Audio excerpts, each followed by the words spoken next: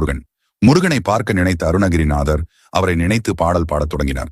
இதனை உணர்ந்த பார்வதி தேவி சிறு விளையாட்டை நடத்த நினைத்தார். முருகனை தன் மடியில் அமர்த்தி தன் கரத்தால் அணைத்துக் கொண்டால் அருணகிரிநாதரின் பாடலுக்கு எழுந்தோடி வர முடியாமல் அன்பிற்கும் பக்திக்கும் நடுவே அல்லாடி கொண்டிருந்தார் முருகப்பெருமான்.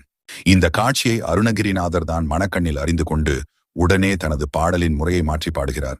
மயில் ஆடி வர அதில் நீ என்னை ஏறி காக்க வேண்டும் என்று பாடுகிறார். இதை கேட்டதும் பார்வதி தேவிக்கு மனமும் கரமும் ஒரு சேர நிகழ்ந்தது. மெல்ல விடுத்ததால் முருகனை அவர் மயில் மீது ஏறி அமர்ந்து, முருகா இனி ஒரு கணமும் தாமதிக்க கூடாது என்று அருணகிரிநாதருக்கு அவர் இருந்த இடத்தில் உள்ள தூணில் இருந்து வெளிவந்து காட்சி தருகிறார். அருணன் உதிப்பதை எப்படி அகிலத்தில் உள்ள எல்லாரும் காண முடியுமோ அதை போல அண்ணாமலையில் முருகன் உதித்ததை மக்கள் அனைவரும் கண்டு களித்தனர். கம்பத்தில் இருந்து வெளிப்பட்டதால் திருவண்ணாமலையில் இருக்கும் முருகனுக்கு கம்பத்து இளையனார் என்று பெயரும் வந்தது. இதை போல நீங்கள் எந்த பாடலை முருகனை கும்பிடும் பொது பாடுவீர்கள், இல்லை எந்த முருகனின் பாடல் மிகவும் பிடிக்கும் என்று கமெண்ட்